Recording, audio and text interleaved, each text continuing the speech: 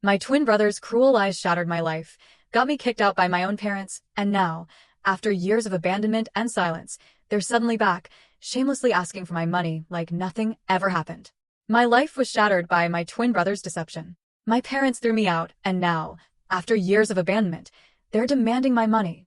I'm a 28-year-old woman with a twin brother. Growing up, our parents treated us quite differently. For some reason, they were convinced my brother was destined for greatness, while I was branded the black sheep. Since I was more interested in sports and friendships than in academics, they constantly compared us, which was disheartening and damaged my self-esteem from an early age. As a child, I had to watch my brother have elaborate birthday parties with his friends, while I was treated as an afterthought. He frequently had sleepovers, yet I was never allowed to bring my friends home. Honestly, I dreaded every moment of my childhood. My grandma was the only family member who seemed to care. When she visited, she always brought my favorite chocolates and occasionally gave me a few dollars to treat myself. As the years passed, this blatant favoritism for my twin brother escalated into emotional abuse directed at me. My parents would openly criticize my academics and activities. No matter how hard I tried, I could never meet their expectations of being the ideal child. Even though I excelled at athletics, they prohibited me from participating in extracurriculars because they wanted me to focus entirely on my education, just like my brother. As a child, I felt frustrated and helpless. Later, during my sophomore year, I was grounded again, this time for using Snapchat on my phone. I hadn't done anything wrong, but like most teenagers, I downloaded the app to stay in touch with my friends. However, my parents saw this as a major offense and a breach of trust because they had forbidden me from talking with my friends. They went berserk, tossing all my belongings around the room, ripping doors from their hinges, and informing me I would have no privacy as long as I lived under their roof.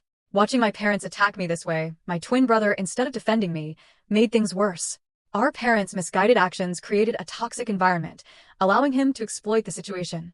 He developed a habit of fabricating stories about me, falsely accusing me of things I never did so he could get away with everything. If he stole something, he'd easily shift the blame to me, and my parents, already inclined to believe the worst about me, readily accepted his falsehoods.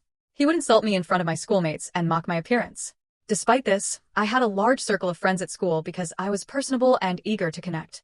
My twin, on the other hand, struggled socially and resented the fact that I could interact with others while he, as an introvert, felt uncomfortable. This jealousy boiled over during our 14th birthday party when none of his friends showed up. I'm not sure why they did that to him, but in stark contrast, my friends treated me to ice cream, and I had a fantastic day. This irritated my brother even more. To get revenge, my brother started spreading false rumors about me at school, portraying me as a spoiled brat. He falsely accused me of physically assaulting him at home. Since our parents favored him more, he escalated the situation without my knowledge to fake proof. He would punch himself, causing injuries such as a black eye or a bruised shoulder. The next day, he would confidently walk into school, displaying his self-inflicted injuries as proof of my alleged assault. When our parents questioned him about the injuries, he would lie, claiming they were the result of innocent activities, such as playing football with friends. The lies and his supposed black eyes gained traction, and many began to believe his distorted account of events. It didn't take long for whispers to spread, and my friends began to look at me suspiciously. At first, I noticed minor changes. Friends who used to chat with me in the halls seemed distant, and invites to group hangouts grew fewer and farther between. It was as if a switch had been flipped, and people were unwilling to engage with the allegedly pampered girl accused of violence. One day, I gathered the courage to ask my former best friend what had happened between us. She said that my twin brother had been circulating falsehoods about me. She revealed the specifics of the lies he had told everyone, accusing me of actions I had never committed. I was stunned to hear her remarks. The emotion was a combination of incredulity and betrayal, as if the ground beneath me had given way. My brother, whom I grew up with, was spreading lies about me, accusing me of things I would never even consider doing. It was a betrayal that struck deep, leaving me with a knot in my stomach and a sorrowful heart. I confronted my brother the following day at school, but he chose to ignore me. I pleaded with him to stop lying about me, but he smirked and said I deserved to die alone. I was at a loss for words, as his lies and actions were beginning to frighten me. I wanted to talk to my parents, but I was afraid they would believe my brother instead of me. Isolation stung, especially since I had always been open to forming friendships. My brother's jealousy-fueled lies seemed to be breaking apart the bonds I'd made over the years. The rumors spread among teachers as well. It was a strange sensation, as if I were living in a parallel realm where my genuine self was obscured by the wicked fiction told by my own twin. The lies had progressed beyond typical teenage chatter. They were now influencing how others regarded me. The unpleasant whispers quickly reached my principal's ears, and my worst nightmare became reality. The principal summoned me and my brother, along with our parents, to his office to discuss the purported rumors. I sat there, my heart racing, as the principal demanded the truth. I believed my brother would finally come clean, but he doubled down on his lies. He told the principal that the reports were real and depicted me as a bully who beat him up when our parents were not around. I could not believe it. Shock rushed over me as my brother continued to tell this twisted story about how I was envious of him for receiving more attention from our parents. He held to his story like glue, despite the fact that it was all lies. After hearing my brother's story, my mother burst into tears and clutched him like he was a hero. My father tried to console my brother, assuring him that it was brave of him to speak up and that he would ensure nothing bad happened to him. Following that day, I attempted to defend myself, arguing with the principal that everything was fabricated. I felt as if I was drowning in a sea of accusations, desperately trying to get to the top, but my brother persisted, saying that I was this furious, violent person who took out my emotions on him every day. My mother's tears flowed as she grabbed onto my brother and gave me accusing stares. It was like fighting against a wall of belief in my brother's fabricated story. My principal sharply chastised me, stating that the school did not accept bullying and that these were grounds for suspension. I begged him not to suspend me, but he shook his head, saying he couldn't simply let it go. I implored him, tears flowing down my cheeks, attempting to explain that I had not done anything to my brother. The principal sternly informed me that I would be suspended for 10 days so that others would not bully anyone. It hit me hard, and I began crying even more, practically begging him to reconsider. My parents, outraged and embarrassed by the incident, hauled me out of the principal's office. I didn't want to leave. I wanted to argue my case and make them understand, but they weren't having it. We left the school, my heart full of frustration and embarrassment. When we came home, things changed drastically. My father started packing my belongings out of the blue. I was stunned, perplexed, and had no idea what was going on. My mother asked him what he was doing, but he simply yelled that he couldn't allow me to live in the same house as my brother anymore. I was crying, practically on my knees, and begged my brother to give them the truth, but he remained cool, unmoved by my feelings. My father kept packing my belongings before throwing the bag into our foyer. I clung to my father's legs, asking him not to kick me out. It felt as if a nightmare were happening. He informed me that a bully like me did not deserve to reside in his home, and that he would call his mother, my grandmother, to come and pick me up if she wished. It felt as if the world had collapsed beneath me. I stood there in amazement, surrounded by my stuff scattered over the foyer, booted out of my own home. Eventually, my grandmother showed up. She helped me grab all of my belongings and load them into the car. She helped me into the passenger seat and made sure I was wearing my seatbelt before walking towards my parents' front door. She rang the doorbell, and when my father opened it, she began yelling at him for treating me this way. With firm determination, she informed him that if he ever approached or attempted to contact me again, she would not hesitate to call the police or CPS because what he had done to a youngster like me might land him in jail. My mother attempted to shift blame by telling her that it was my fault. However, my grandmother was having none of it. She stood firm, defending me, and emphasized that I was only a child and did not deserve to be treated in such a harsh manner. That was the first time I realized how powerful my grandmother was. She did not cower before my parents, and unlike them, she trusted me. We eventually drove away, leaving behind my house, the only place I had ever grown up. I can't even begin to describe how excruciatingly painful I felt at the time. I recall crying on the bed and refusing to eat anything despite my grandmother's insistence. When I informed her what my brother had done, she was astonished as well. She told me that she trusted my version of the story, and I was relieved that I had at least one person on my side. When the 10-day suspension was over, returning to school was like going back into the lion's lair. As I entered the familiar hallways, my classmates' expressions told volumes: judgment, murmurs, and sidelong stares. The weight of the bogus charges remained in the air. Meanwhile, my brother shamelessly ignored me, as if I didn't exist. He had made friends with a few people who believed his version of the tale and saw him as the victim of my attacks. I tried to tell everyone my side of the story, but it went unheard. I was an outsider, saddled with an unfair reputation that stuck to me like a shadow no matter where I went: the classroom, the cafeteria, or the corridors. The eyes that met mine were filled with contempt and suspicion. I became a loner. I would keep my head down, attend all of my lessons, eat lunch alone in the cafeteria, and then return home. I didn't have any friends, and it seemed like no one wanted me there. Throughout this, my parents never called to check on me. My grandmother would continuously remind me that this was not my fault and that things would eventually be fine. I graduated from high school with good grades and was looking forward to attending college, where I hoped to have a better life. It wasn't until I went away to college that I discovered what freedom felt like for the first time. No one was looking over my shoulder, comparing my grades, or attempting to compete with me. I met and became friends with folks who shared my interests. Despite the mental and physical scars left by my family and classmates over the years, I focused on putting it all behind me and making the most of my college experience. During this period, I realized I had an aptitude for content writing. I'd always wanted to be a writer, but I wasn't sure if it would work out in the long run. As a result, I chose to give up on my dream. However, in order to supplement my income, I began working as a freelance writer. I signed up for several freelancing websites, which helped me get tasks from well-known companies. This is how I progressively began to compile a portfolio of my work. Throughout college, I maintained my side hustle and never asked my parents for a penny. When I finished college, instead of taking a corporate job, I realized I could work full-time as a content writer.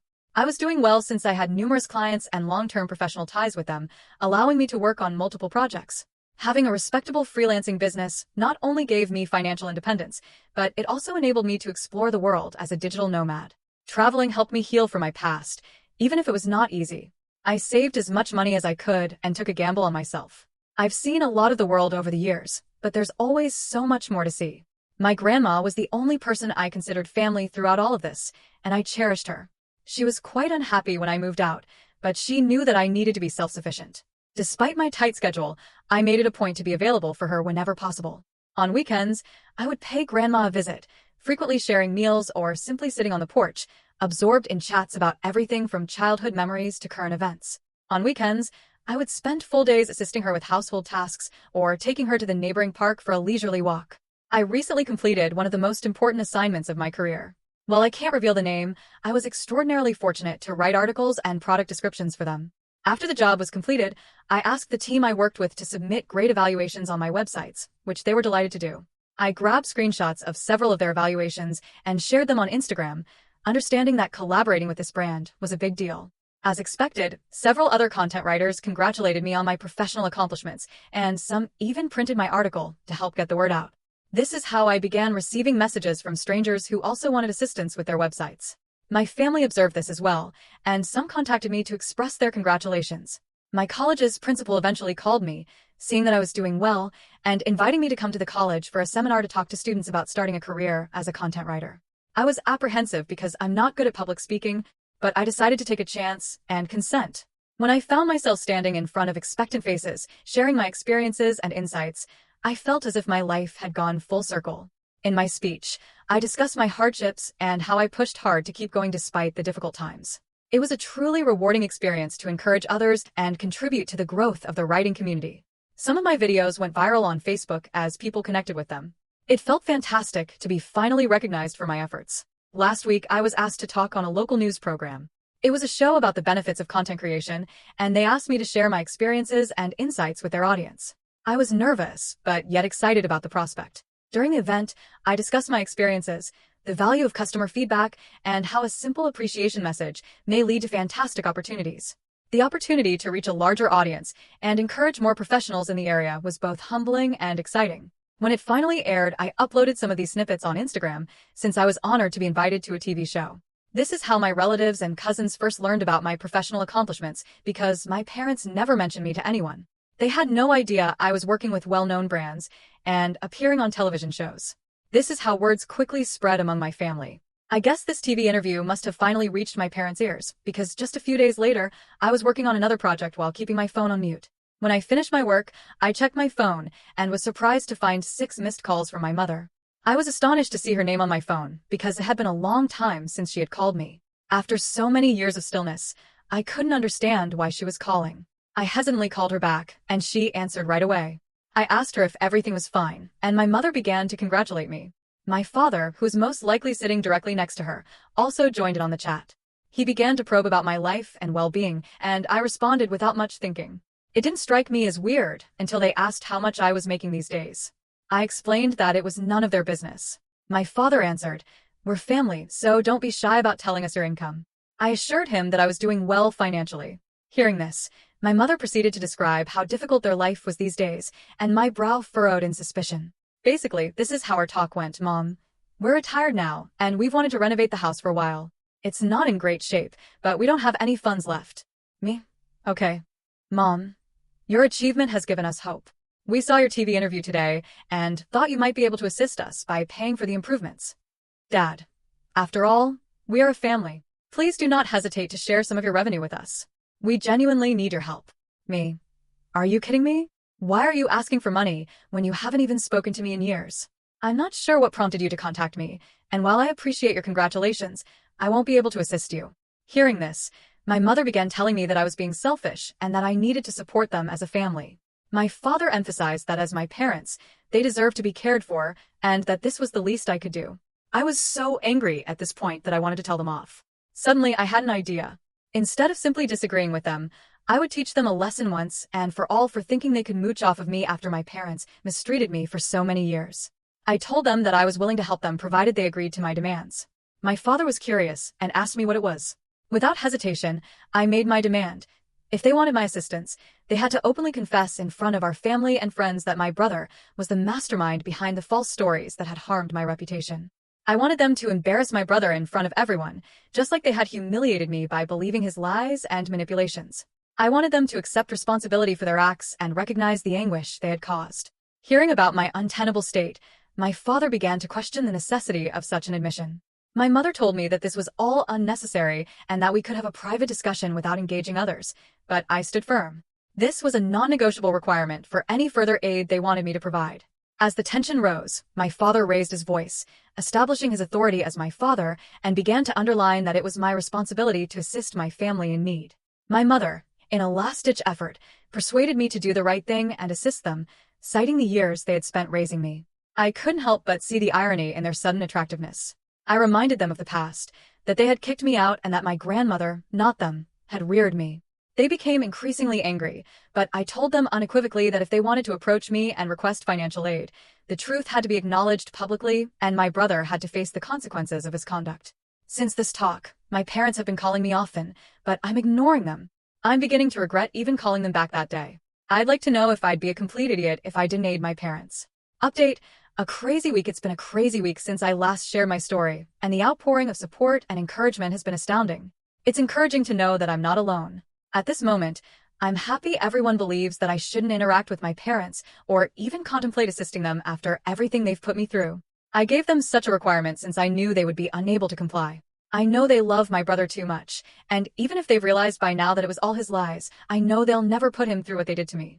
My brother sent me a nasty text message today after my parents tried to call me again, and I refused to answer. This is what he wrote. "Hey sis, I haven't seen you in a long time, and I can tell you that every day without you has been wonderful.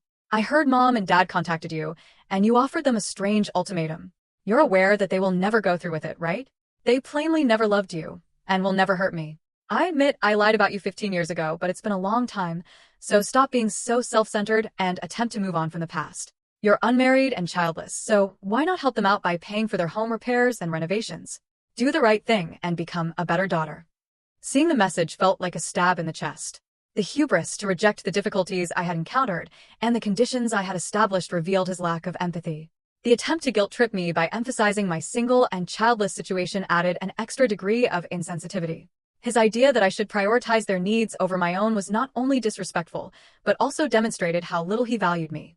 Fueled by dissatisfaction and a strong desire for justice, I decided it was time to take matters into my own hands and expose the truth that had been buried for far too long.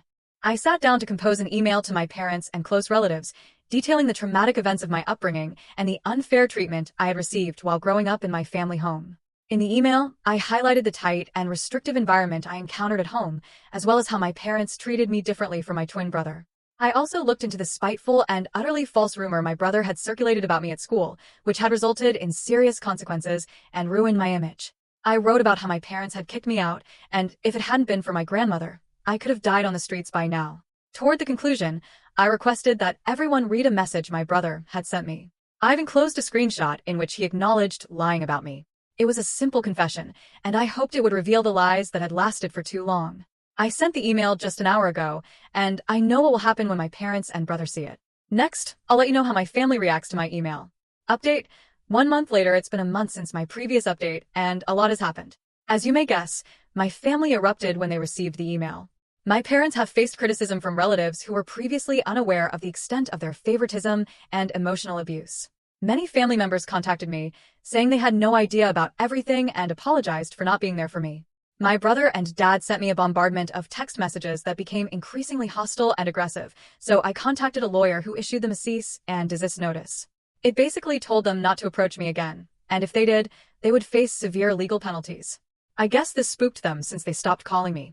My grandmother believes I did the right thing by telling everyone what occurred, and she fully supports me.